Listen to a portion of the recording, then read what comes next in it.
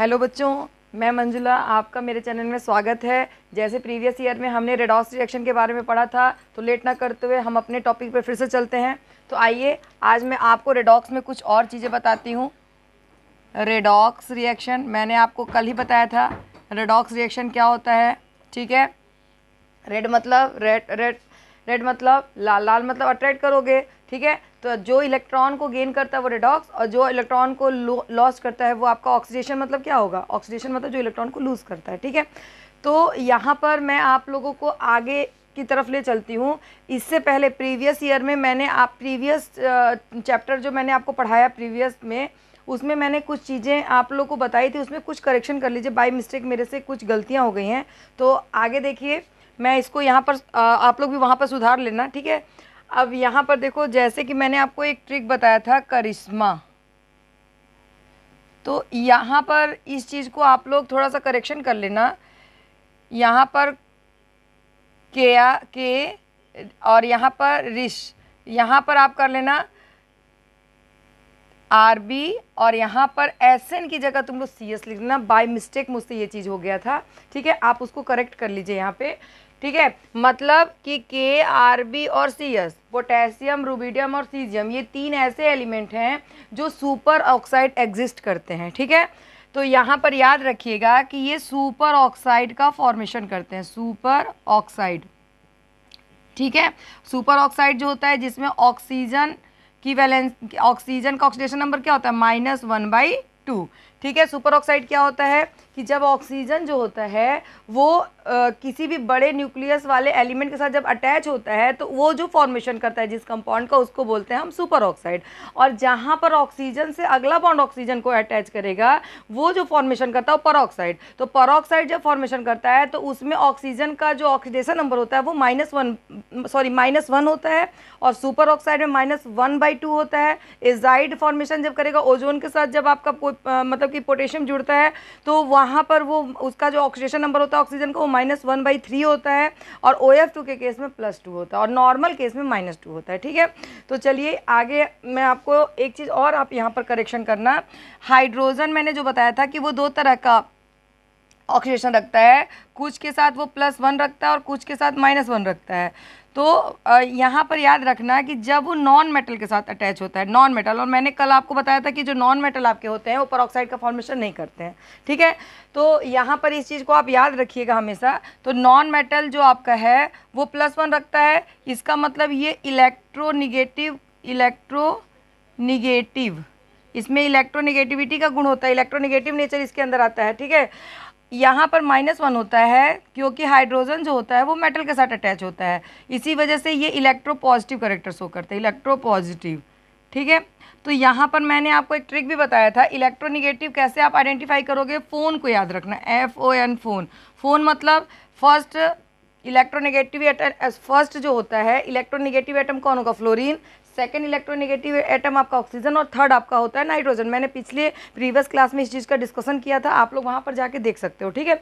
आपको यहाँ करेक्शन क्या करना है कि बाकी तो सब ठीक है कि नॉन मेटल जो होता है जब हाइड्रोजन के साथ अटैच होता है उस समय हम उन लोग उसका ऑक्सीडेशन नंबर +1 रखेंगे, जब मेटल के साथ अटैच होगा तो -1 रखेंगे। यहाँ पर मैंने जो आपको एग्जाम्पल बताया था, तो यहाँ पर जैसे मान लीजिए फॉर एग्जाम्पल मैं यहीं पर बता देती हूँ।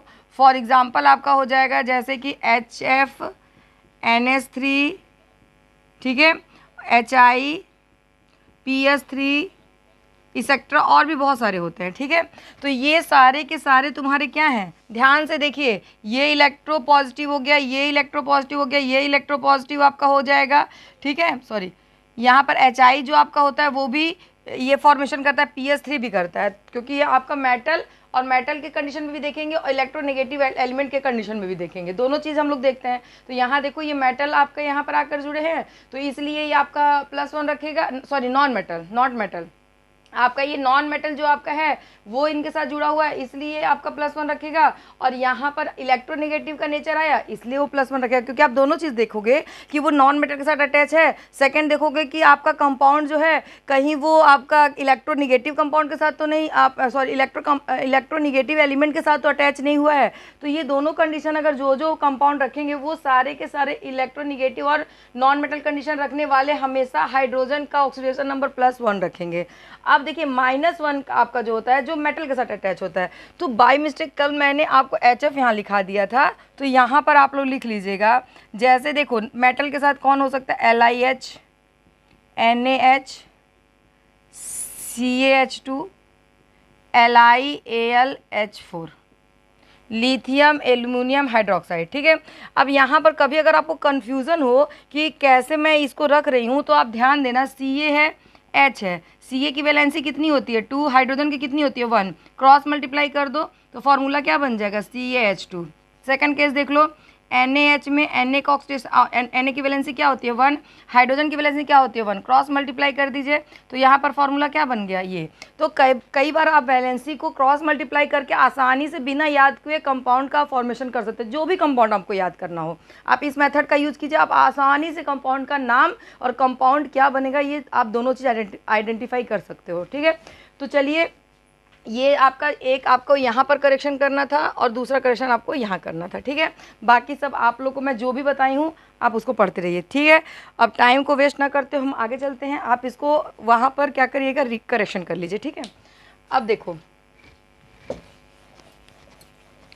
अब हम चलते हैं अपने टॉपिक पे। जैसे मैंने कल आपको ऑक्सीडेशन नंबर सिखाया था, तो देखिए इसको बताने से पहले मैं आप लोगों को कुछ चीज़ें कंफर्म कर देती हूँ। ठीक है, जैसे मान के चलिए कि ऑक्सीडेशन में परऑक्साइड भी बताया, सुपर ऑक्साइड भी बताया, OF2 के केस में भी बताया, ठीक है, नॉर्मल केस में बताया, तो परऑक्साइड लिख के नहीं आता है कि ये परऑक्साइड में ऑक्सीजन का, वो आपको या तो आपको उसका नाम पता होना चाहिए, ठीक है, या तो आपको उसका स्ट्रक्चर पता होना चाहिए, या तो आपको पता होना चाहिए कि वो कितने पेयर्स, मतलब कि परऑक्साइड हमेशा जितने भी एलिमेंट होते हैं 1 पेयर परऑक्साइड रखते हैं, बाकी एक CrO5 है जिसमें 2 पेयर्स ऑफ परऑक्साइड होता है। ठीक है, इसीलिए CrO5 का जो स्ट्रक्चर होता है वो बटरफ्लाई स्ट्रक्चर होता है। मैं आगे आपको बताऊंगी कैसे बटरफ्लाई स्ट्रक्चर होता है।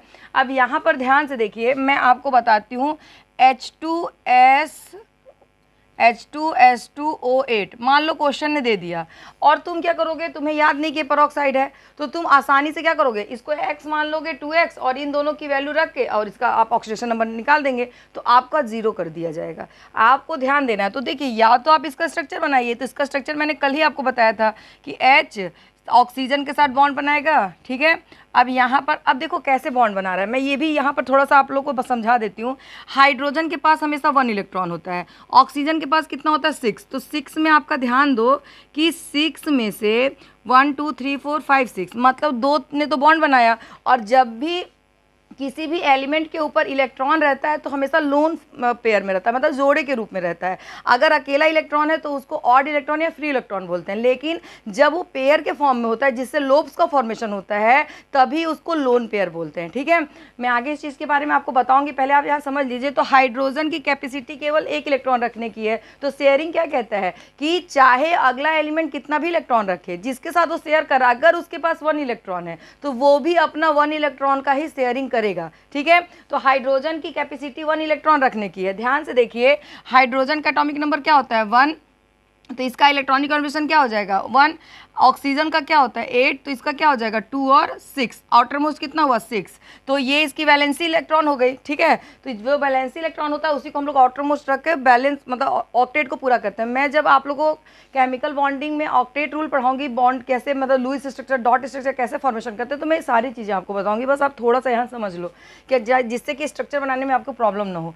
अब ध्यान से देखो, यहाँ पर सल्फर है, तो सल्फर का ऑक्सीडेशन नंबर कितना होता है, सल्फर का सॉरी एटॉमिक नंबर 16 होता है, तो 286 मतलब ये भी कितना है 6, इसका कितना है 1।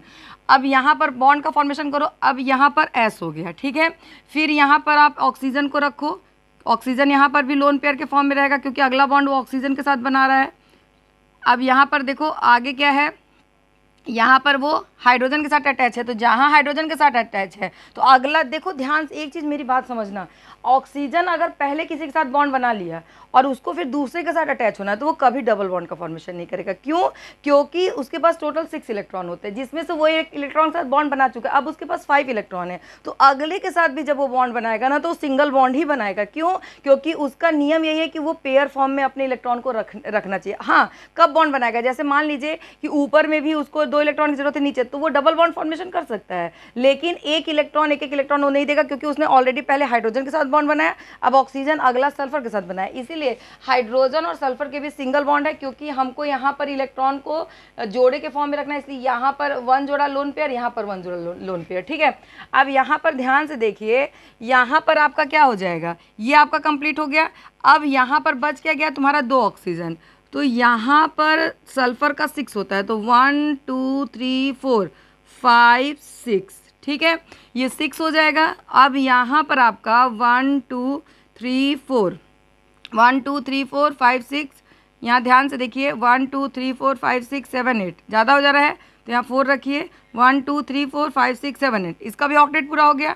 यहाँ पर ऑक्सीजन रखो 1 2 3 4, काउंट करो 8 8 पूरा होना चाहिए। हाइड्रोजन एक्सेप्शन केस में होता है, 2 इलेक्ट्रॉन रख के ही नोबल गैस की तरह बिहेव करता है। यहाँ ऑक्सीजन का देखो 1 2 3 4 5 6 7 8, देखो मैंने आपको पहले ही बताया था 1 बॉन्ड का मतलब 2 इलेक्ट्रॉन, 2 बॉन्ड का मतलब होता है, डबल बॉन्ड का मतलब होता है 4 इलेक्ट्रॉन, सिंगल बॉन्ड का मतलब 2 इलेक्ट्रॉन, और ट्रिपल बॉन्ड का मतलब होता है 6 इलेक्ट्रॉन। ठीक है, तो आप बॉन्ड के हिसाब से बताएंगे कि टोटल नंबर ऑफ इलेक्ट्रॉन वहाँ पर कितने। तो यहाँ पर देखिए, यहाँ सल्फर का 8 होना चाहिए कंप्लीट, तो यहाँ पर ध्यान से देखो 1 2 3 4 5 6 7 8 9 10 11 12। अब आप बोलोगे कि यहाँ पर 8 क्यों नहीं है, क्योंकि ये हाइब्रिडाइजेशन रूल लगाया है। हाइब्रिडाइजेशन रूल के अकॉर्डिंग जब हम किसी भी कंपाउंड का स्ट्रक्चर फॉर्मेशन करते हैं तो वो स्ट्रक्चर अपने आउटर मोस्ट 8 इलेक्ट्रॉन नहीं रख सकता। ठीक है, वो हमेशा वो 10 भी रख सकता है, 12 भी रख सकता है, क्योंकि हाइब्रिडाइजेशन के अकॉर्डिंग स्ट्रक्चर को बनाया गया है। लेकिन अगर ये ऑक्टेट रूल के अकॉर्डिंग अगर ये स्ट्रक्चर बनाया जाता तो यहाँ पर आपका कोऑर्डिनेट बॉन्ड होता है जो इसके आउटर मोस्ट इलेक्ट्रॉन को बैलेंस करता है। मैं आपको उसमें ये चीज़ बताऊंगी, बस आप यहाँ समझते रहिए कि यहाँ पर लुईस डॉट स्ट्रक्चर का यूज ना करके यहाँ पर हाइब्रिडाइजेशन रूल का यूज किया गया, जो स्ट्रक्चर फॉर्मेशन करने में भी यूज किया जाता है। ठीक है, अब यहाँ पर देखो 1 2 3 4 5 6 7 8, ऑक्टेट पूरा है, 1 2 3 4 5 6 7 8, हाइड्रोजन 2 इलेक्ट्रॉन रखा है, हाइड्रोजन 2 इलेक्ट्रॉन रखा है। इसका मतलब इसका देखो स्ट्रक्चर क्या बन गया, ये बन गया। ठीक है, अब यहाँ पर देखिए, अगर लुईस डॉट स्ट्रक्चर के अकॉर्डिंग हम बनाते तो कुछ नहीं करते, बस ध्यान दो, यहाँ पर हमको क्या, यहाँ पर हमको इस तरह का स्ट्रक्चर चाहिए, तो यहाँ पर हम क्या करते, ऑक्सीजन रखते, यहाँ सल्फर, ये डायरेक्ट ऑक्सीजन को इलेक्ट्रॉन दे के इसके ऑक्टेट को पूरा करता, और ऑक्सीजन का 6 के 6 इलेक्ट्रॉन इसी के पास रह जाते।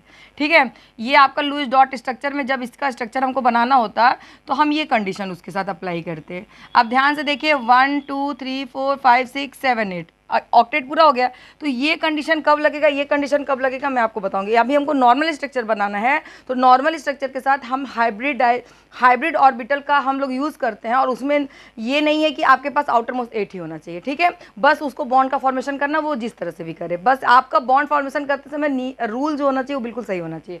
तो चलिए, हमने क्या किया, यहाँ पर बॉन्ड का फॉर्मेशन कर लिया।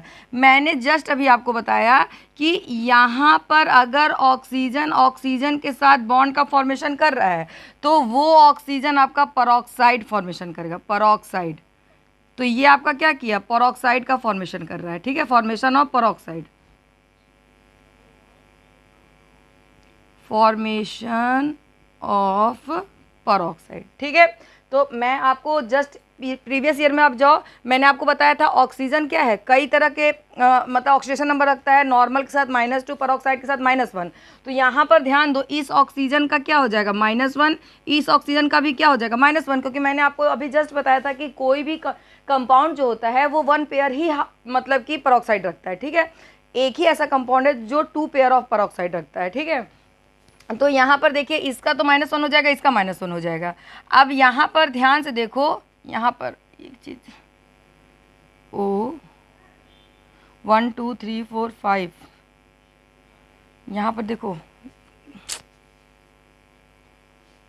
यहाँ पर बेटा इसको सही कर लो, S double bond O double bond O O O H। ठीक है, अब यहाँ कंप्लीट हुआ ना, 2 हाइड्रोजन हो गया, और यहाँ पर 1 2 3 4 5 6 7 8, और यहाँ पर S2 हो गया। ठीक है, सेम कंडीशन इसमें भी है, यहाँ भी देखो लोन पेयर है। ठीक है, यहाँ भी सेम कंडीशन लगेगा। तो यहाँ पर ये जो आपका है वो क्या कर रहा है, परऑक्साइड का फॉर्मेशन कर रहा है। ठीक है, तो ये इसका पूरा का पूरा स्ट्रक्चर हो गया। ठीक है, मुझसे स्ट्रक्चर छूट गया था। ठीक, आप इसको ध्यान में देख लीजिए। अब यहाँ पर आपका क्या होगा कि बाकी जो ऑक्सीजन है वो क्या होगा, -2 रखेगा, ये भी -2 रखेगा, ये भी -2 रखेगा, यहाँ ये भी -2 रखेगा, यहाँ पर ये भी -2 रखेगा। क्यों? क्योंकि ये नॉर्मल जुड़ रहे हैं, ठीक है। क्योंकि -1 वही रख सकता है जो ऑक्सीजन से अगला बॉन्ड ऑक्सीजन बनाए, -1/2 वही रख सकता है। मैंने अभी आपको बताया -1/2 कौन रखेगा, जो सुपर ऑक्साइड होंगे। सुपर ऑक्साइड कौन होते हैं, 3 तरह के जो एलिमेंट होते हैं, मतलब के के साथ जो ऑक्सीजन फॉर्मेशन करेगा, दूसरा आरबी के साथ, तीसरा सीएस के साथ, सीजियम के साथ, ठीक है।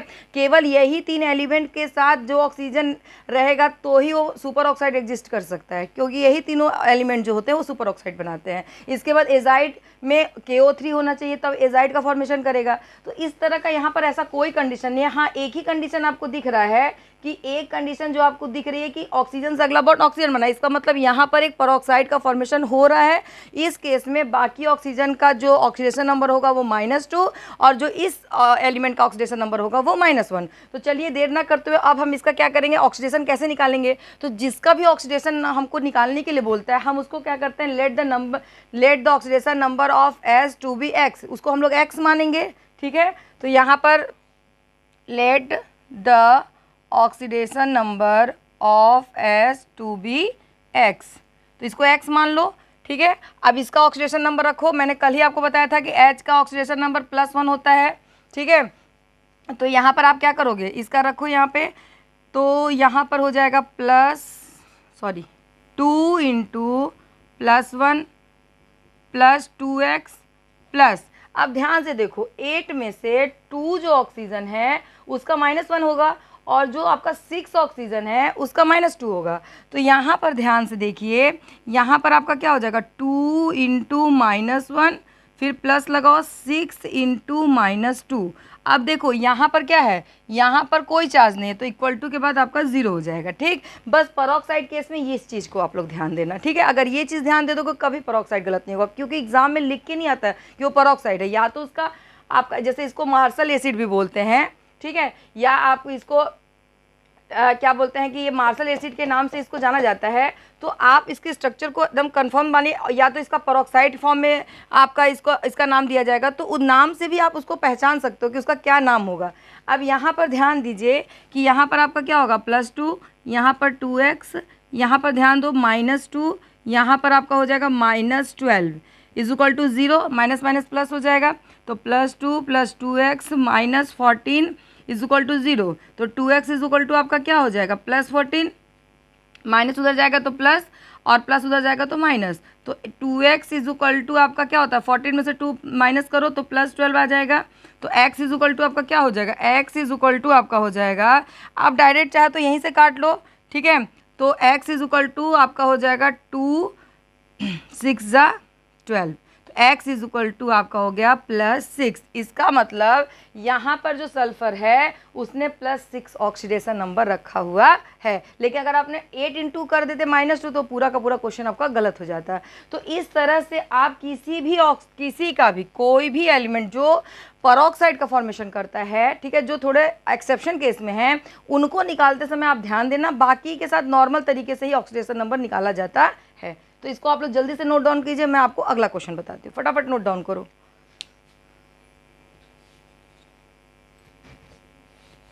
देखिए अगला,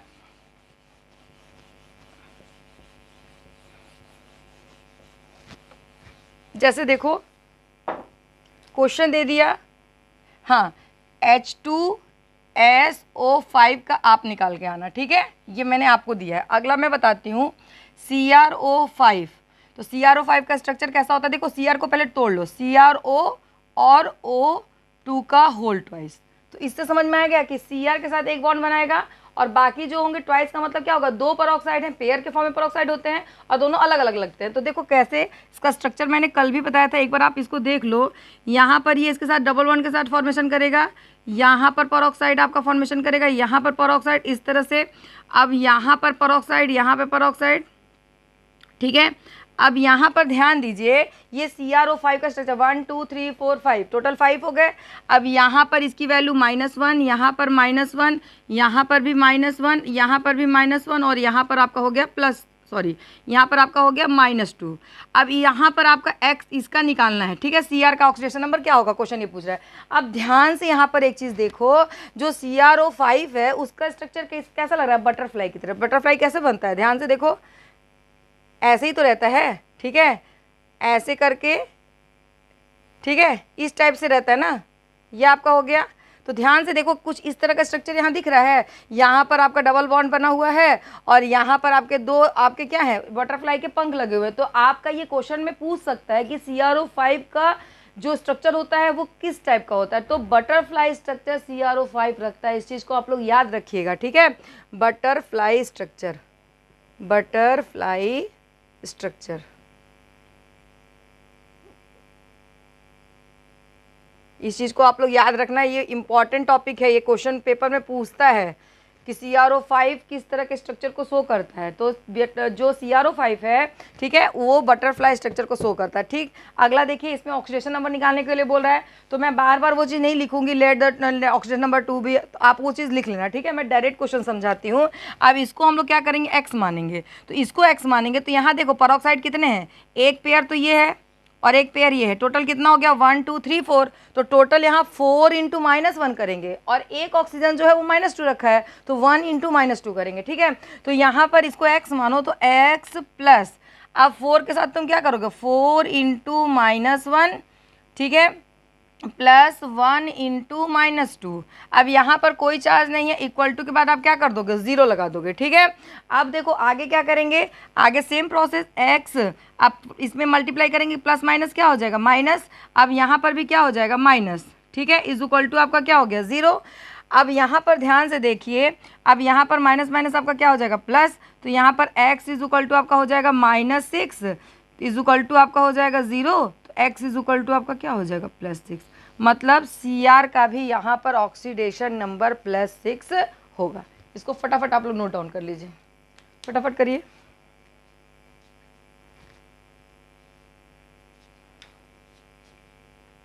इसको नोट डाउन करिए, इसमें कोई डाउट, ठीक है। अब देखो,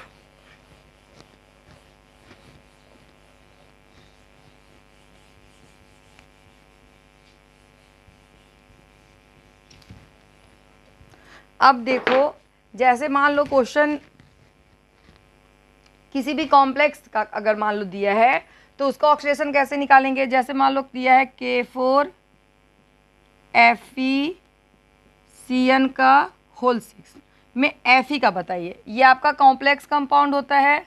कॉम्प्लेक्स कंपाउंड की खासियत क्या होती है, कॉम्प्लेक्स कंपाउंड अपने ही आयनों में टूटते हैं और अपने ही आयनों में जुड़ते हैं। मतलब कहने का मतलब कि आगे की क्लास में आपको पढ़ाऊंगी, ये आपका मेटल हो गया, ठीक है, ये आपका सेंट्रल एटम हो गया, ये ठीक, और ये आपके लिगेंड्स हो गए जो सेंट्रल एटम को चारों तरफ से घेर के रखता है। जैसे आपका देखो, ध्यान दो कि आपके मुंह में क्या है, दांत। तो दांत क्या होता है, जीभ को प्रोटेक्ट करके रखता है, जीभ की सुरक्षा करता है। उसी तरह जो ये आपका सेंट्रल एटम होता है, लिगेंड उसको चारों तरफ घेर कर उसको क्या करता है, प्रोटेक्शन देते हैं। तो मैं आगे आपको कोऑर्डिनेट कंपाउंड जब पढ़ाऊंगी तो इस चीज़ को बताऊंगी, ठीक है। तो ये एक तरह का कॉम्प्लेक्स कंपाउंड है। कॉम्प्लेक्स कंपाउंड टूटेगा तो किस तरह से टूटता है, यहाँ ध्यान से देख लीजिए, 4K+। अब जब K के ऊपर 4+ हो गया, ठीक है, तो यहाँ पर देखिए 4K+ क्यों लिखे, क्योंकि K हमेशा +1 रखता है। तो आप उसके आगे कितना भी नंबर लगाए, लेकिन उसके ऊपर आप 4 नहीं लिख सकते क्योंकि इसकी कैपेसिटी 1 इलेक्ट्रॉन रखने की है। तो यहाँ टोटल 4K है और हर एक K पे प्लस है, इसीलिए 4K+ मैंने लिखा, ठीक है। अब यहाँ पर देखो, जो ये आपका हो गया, ठीक है, ये आपका जो आपका कोऑर्डिनेट स्फीयर है, इसको बोलते हैं कोऑर्डिनेट स्फीयर। ये जो आपका ब्रैकेट है, ये इसको बोलते हैं कोऑर्डिनेट स्फीयर। ये जो आपका होता है वो आपका होता है सेंट्रल एटम, ये जो आपका होता है वो लिगेंड, और ये जो आपका होता है वो मेटल, ठीक है। अब यहाँ पर ध्यान से देखिए, यहाँ पर ये आपका क्या हो जाएगा, FeCN का होल 6। तो जितना इधर प्लस रखोगे उतना ही इधर क्या हो जाएगा, माइनस। देखिए कॉम्प्लेक्स कंपाउंड क्या हो गया, टूट गया। ये देखो, ये मेटल है, ठीक है। इसके बाद ये आपका जो होता है वो सेंट्रल एटम होता है। इस चीज़ को मैं आगे आपको पढ़ाऊंगी, लेकिन यहाँ पर थोड़ा सा समझ लो आप लोग। ये जो आपका होता है वो क्या होता है, लिगेंड, ठीक है, ये लिगेंड है। और ये जो आपका होता है कोऑर्डिनेट स्फीयर, ठीक है, ये चीज़। अब ध्यान से देखिए, CN जो Li है, ठीक है। पूरे के पूरे जो Cn है वो चारों तरफ से क्या करेंगे, Li को घेर लेंगे, ठीक है, ऐसे Cn Cn Cn Cn Cn, ठीक है, Cn। ध्यान से देखो, ये देखो 1 2 3 4 5 6 क्या करते हैं, ये तुम्हारा हो गया क्या, ये तुम्हारा हो गया जीभ, ठीक है, मतलब टंग, ये तुम्हारा क्या हो गया टंग, ये क्या हो गया तीत। तो क्या करता है, इसका काम क्या होता है, वो क्या करता है कि जो टंग होता है उसको प्रोटेक्ट करके रखता है, ठीक है, जिससे कि किसी भी हार्ड चीज़ से उसको कोई इफेक्ट ना पड़ सके। उसी तरह से जो लिगेंड्स होते हैं ना, वो सेंट्रल एटम को चारों तरफ से कवर किए रहते हैं, ठीक है। तो इसीलिए उसका कंपेरिजन जो किया गया, कंपेयर जो किया गया है वो टंग और टीथ से किया गया है। अब ध्यान से आज ना मुंह खोल के देखना, ठीक है, आपको समझ में आएगा। और जो बाहर होता है वो आपका मेटल होता है और इसके ऊपर जो आपका होता है वो चार्ज लगा होता है। इस तरह से मेटल आयंस को तोड़ा जाता है, ठीक। तो चलिए हम अपने टॉपिक्स पे चलते हैं। मैं थोड़ा सा आपको इसके बारे में बता दी, क्योंकि हर चीज़ में कुछ ना कुछ जानते रहिए, जिससे आगे जब आप चैप्टर्स को पढ़ेंगे तो आपको ज़्यादा वो चीज़ समझ में आएगा।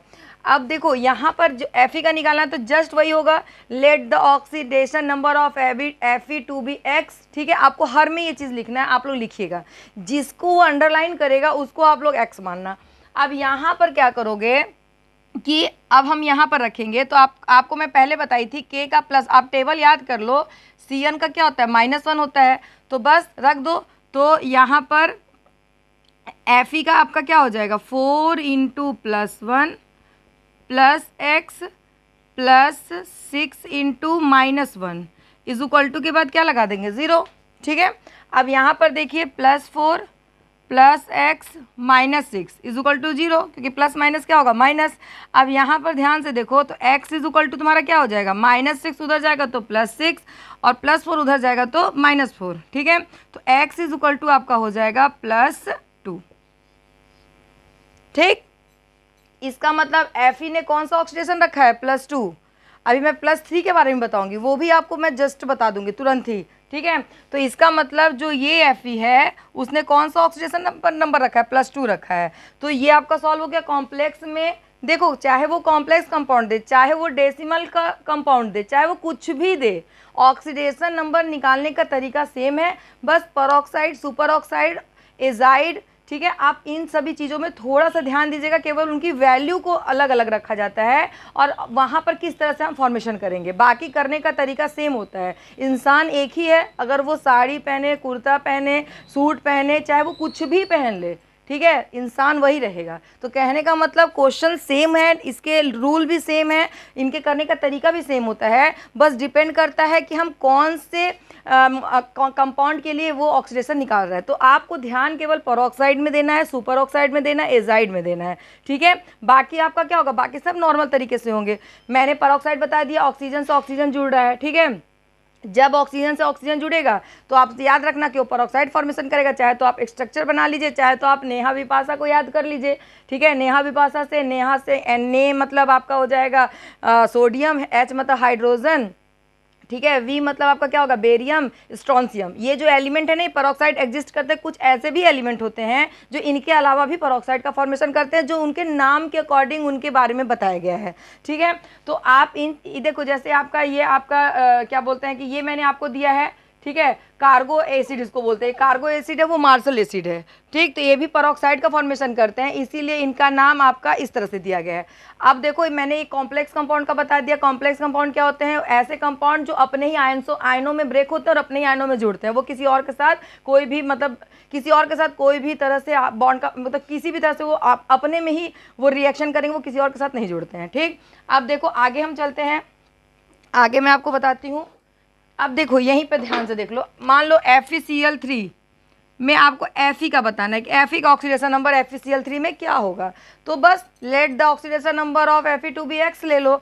अब यहाँ पर हमने इसको x ले लिया तो ये x हो गया प्लस 3 × Cl आपका क्या है हेलोजन है, और हेलोजन जो भी रखते हैं उनका -1 होता है। तो यहाँ पर आपका हो जाएगा -1 इज इक्वल टू आपका 0 हो जाएगा। क्यों? क्योंकि इसके ऊपर कोई भी चार्ज प्रेजेंट नहीं है। तो यहाँ पर आपका क्या हो जाएगा, तो x, ठीक है, -1, तो x अब देखिए FeCl3 में हम देखते हैं, अभी जस्ट मैंने आपको बताया जिसमें Fe का +2 आया था। अब यहाँ पर ध्यान से देखो, यहाँ पर भी Fe का निकालना है। इसको x मानो तो x + 3 into -1 is equal to क्या हो जाएगा 0, क्योंकि Cl आपका क्या है, हेलोजन ग्रुप, हेलोजन ग्रुप का क्या होता है -1 होता है, ठीक है। तो यहाँ पर x - 3 इज इक्वल टू आपका 0 हो जाएगा, तो x इज इक्वल टू आपका क्या हो जाएगा +3। तो ध्यान से देखिए यहाँ पर इसका क्या आ गया +3, और जो मैंने अभी जस्ट आपका K4FeCN का होल 6 वाला बताया था उसमें क्या इसका आया था ऑक्सीडेशन नंबर +2। तो आपका क्लियर हो गया। Fe 2 ऑक्सीडेशन नंबर रखता है, यहाँ पर देखिए +2 आया और यहाँ पर आपका +3 आया, ठीक है। अगला देखिए PS3। तो PS3 में आपको मैंने जस्ट अभी बताया था कि हाइड्रोजन जो होता है वो दो तरह से आपका, ठीक है, यहाँ पर ऑक्सीडेशन नंबर रखता है, कुछ में वो +1 रखता है, कुछ में वो -1 रखता है। तो +1 कब रखेगा, जब वो नॉन मेटल के साथ अटैच होता है, नॉन मेटल या फिर इलेक्ट्रोनिगेटिव एलिमेंट, इसी को इलेक्ट्रोनिगेटिव मतलब बोलते हैं, मतलब इलेक्ट्रोनिगेटिव, ठीक है। पिछली क्लास में मैंने आपको बताया, आप देख लेना। और ये आपका जब मेटल के साथ अटैच होगा। अब ध्यान से देखो कि PS3 में क्या कंडीशन आएगा। तो यहाँ पर PS3 में, यहाँ पर आपका क्या होता है, PS3 जो आपका होता है ये आपका नॉन मेटल है, ठीक। तो यहाँ पर कंडीशन कौन सा लगेगा, ये वाला लगेगा। अब ध्यान से देखना कि हाइड्रोजन मेटल के साथ जुड़ा है कि नॉन मेटल के साथ जुड़ा है। मैं दोनों का एग्जांपल आपको दिखा देती हूँ, ठीक है। जैसे आपका मान लो NaH है, अब दोनों का देख लो। यहाँ पर मान लो यहाँ P का निकालना है, यहाँ Na का निकालना है, तो यहाँ पर इसको x मानेंगे और यहाँ पर आपका क्या हो जाएगा प्लस, और यहाँ पर आपका हो जाएगा 3 इंटू +1। क्यों, क्योंकि इस केस में क्या होता है +1 इज इक्वल टू आपका हो जाएगा 0। तो x + 3 इज इक्वल टू 0, तो x इज इक्वल टू क्या आ गया -3। मतलब यहाँ पर इसका ऑक्सीडेशन नंबर क्या आ गया -3। यहाँ पर ध्यान से देखिए, इसको x मानेंगे, +1 इंटू आपका क्या हो जाएगा -1, तो यहाँ पर इज इक्वल टू 0। तो x इज इक्वल टू आपका क्या हो जाएगा, यहाँ पर आपका x इज इक्वल टू आपका हो जाएगा +1। तो ध्यान से देखिए, मैंने जो दो चीज़ आपको समझाया, इसीलिए P का यहाँ -3 आया है और यहाँ N का +1 आया, क्योंकि N हमेशा +1 रखता है। और यहाँ पर हाइड्रोजन किसके साथ जुड़ा है, यहाँ पर ये मेटल के साथ जुड़ा हुआ है, तो इसलिए वो वाला कंडीशन रख रहा है। यहाँ वो नॉन मेटल के साथ अटैच है, इसलिए इस तरह का कंडीशन रख रहा है। तो मैंने जो ये दो आपको बताया था एक्सेप्शन, तो इस चीज़ को मैंने दोनों एग्जांपल से आपको क्लियर कर दिया। अगर आपने बाय मिस्टेक यहाँ पर मिस्टेक कर दिया तो ऑक्सीडेशन नंबर गलत हो जाएगा। तो इन चीज़ों को आप ध्यान देना है कि NH3 है, ठीक है, आपका PS3 है, आपका HF है, एक्सेट्रा और भी जो H2O हो गया, तो इनमें आप लोग हाइड्रोजन का +1 रखना। इसके अलावा जो आपका LiH हो गया, NaH हो गया, CaH2 हो गया, LiAlH4 हो गया, इनके साथ आप -1 रखना, ठीक है। इन चीज़ों को आप लोग थोड़ा सा याद रखिएगा। अब यहाँ पर देखिए, ये तो मैंने इसके अकॉर्डिंग बता दिया, ये मैंने Fe का बता दिया। अब देखो, अब हम मान लो कि MnO4- जो मैंने आपको लिगेंड बताया था, अब मैं लिगेंड के आपके एनायनिक पार्ट को बता रही हूँ, ठीक है। अब यहाँ पर देखो एनायंस का कैसे हम लोग निकालते हैं। तो एनायंस का निकालने के लिए मान लो यहाँ पर हमको Mn का निकालना है, तो इसको हम x मानेंगे। तो यहाँ पर x + 4 इंटू आपका क्या हो जाएगा -2, क्योंकि नॉर्मल ऑक्सीजन के साथ हमेशा क्या होता है -2। लेकिन यहाँ पर देखो एनायन आपके होने की वजह से, ये एनायन है, तो यहाँ देखो जो भी एनायन होता है वही आपका यहाँ लग जाता है। यहाँ पर -1 है तो यहाँ पर -1 लग गया, ठीक है। अगर यहाँ -2 होता तो -2, या -3 होता -3, -4 होता -4, ठीक है। और यहाँ कुछ भी नहीं होता तो 0। तो यहाँ पर ध्यान दो, क्योंकि वो न्यूट्रल एटम थे। अब यहाँ पर क्या है, एनायनिक आ गया आपका, तो यहाँ पर x - 8 इज इक्वल टू -1। अब -8 इधर लेके चले जाओ तो x इज इक्वल टू -1 + 8, तो x इज इक्वल टू आपका क्या आ जाएगा +7। इसका मतलब Mn ने यहाँ पर कौन सा ऑक्सीडेशन नंबर रखा है +7, ठीक है। और एक एग्जांपल देख लीजिए, जैसे K2Cr2, या तो फिर आप ये देख लो Cr2O7 2- मान लो दे दिया, तो यहाँ पर Cr का निकालना है। तो Cr को आप क्या मानोगे x, तो यहाँ पर आपका हो गया 2x + 7 into -2 is equal to आपका हो जाएगा -2। क्यों, क्योंकि इसके ऊपर कितना चार्ज रखा है माइनस, तो यहाँ पर आपका क्या हो जाएगा 2x - 14 इज इक्वल टू -2। तो 2x इज इक्वल टू आपका हो जाएगा -2 + 14, तो 2x इज इक्वल टू आपका हो जाएगा +12, और x इज इक्वल टू आपका +12/2। तो यहाँ पर आप इसको कर दोगे तो x इज इक्वल टू आपका क्या आ गया, x इज इक्वल टू +6।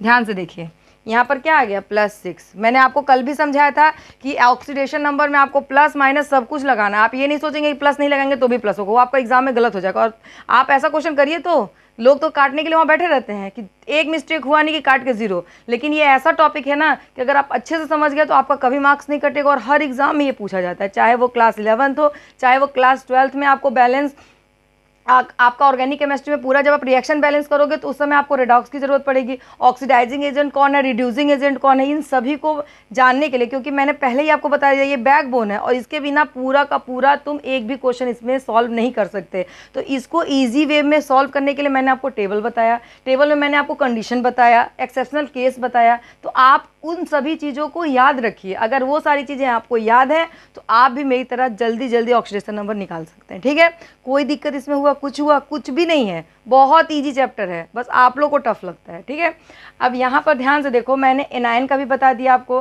ठीक है, यहाँ पर आपका मान लीजिए मैं क्या बोलते हैं कि यहाँ पर मैंने कॉम्प्लेक्स कंपाउंड के बारे में बता दिया, यहाँ पर मैंने इसके ये जो आपका रख रहा है इसके अकॉर्डिंग भी बता दिया।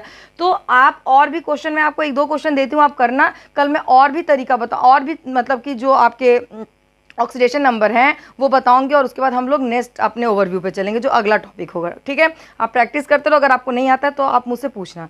अब यहाँ पर आप निकालना K2Cr2O7। ठीक है, आगे K4FeCO का होल 4। ठीक है, दूसरा, तीसरा SO4 2-।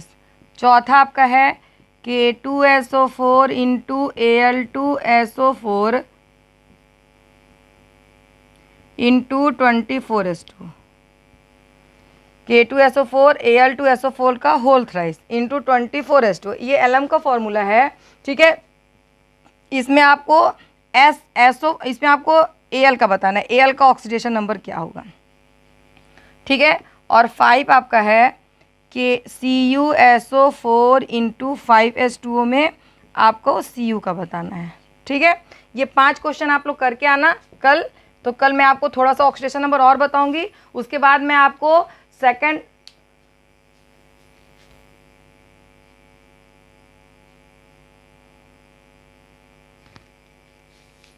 अब यहाँ पर देखिए मैंने आपको इतने कंपाउंड दिए हैं, इसमें Cr का बताना है, इसमें Fe का, इसमें S का, इसमें Al का, इसमें आपका Cu का। इनका आपको ऑक्सीडेशन जो आपका अंडरलाइन जो भी आपके एलिमेंट हैं उनका ऑक्सीडेशन नंबर आपको बताना है। ठीक है, अब ये तो आपका एक मेथड हो गया ऑक्सीडेशन नंबर निकालने का। मैं कल आपको डेसिमल वाला बताऊंगी कि अगर डेसिमल वाला क्वेश्चन में दिया रहेगा तो आप कैसे ऑक्सीडेशन नंबर फाइंड करेंगे, और इसके बाद बॉन्डिंग के थ्रू अगर दे दिया तो आप ऑक्सीडेशन नंबर कैसे फाइंड करेंगे। ठीक है, तो कल मैं आपको इस बारे में डिस्कशन करूंगी, क्योंकि नॉर्मल आपका जो भी एनाइनिक हो गया, आयंस हो गया, परऑक्साइड हो गया, सुपर ऑक्साइड हो गया, इन सभी का मैंने आपको बता दिया कि कैसे इसको हम लोग फाइंड आउट करेंगे। अब आप इसको ट्राई करते रहिए, प्रैक्टिस कीजिए, जितना ज़्यादा प्रैक्टिस करेंगे उतना ही ज़्यादा आप लोग को समझ में आएगा। ठीक है, तो चलिए आज मैं अपनी क्लास यहीं पर क्लोज करती हूँ। ठीक है, तो आप पढ़ते रहो। ठीक, मैं नई नई चीज़ें आपको बताती रहूँगी, और मेरे चैनल को आप लाइक करो, सब्सक्राइब करो, जिससे नोटिफिकेशन आप लोग को मिलती रहे। ठीक है, आज के लिए इतना ही। Thank you.